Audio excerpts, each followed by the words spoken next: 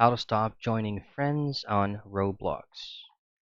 Now, if you're going to be doing this via your mobile device or from your PC or laptop, the actual process is going to be the same, as long as you follow through, of course. So first things first is open up your Roblox client or application, and then make sure that you're fully logged into your account.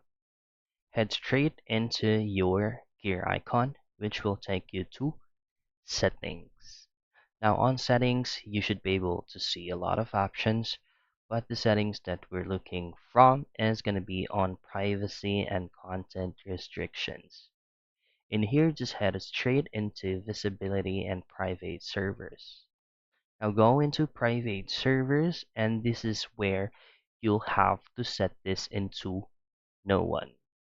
And that's it. That's how you stop joining friends on Roblox.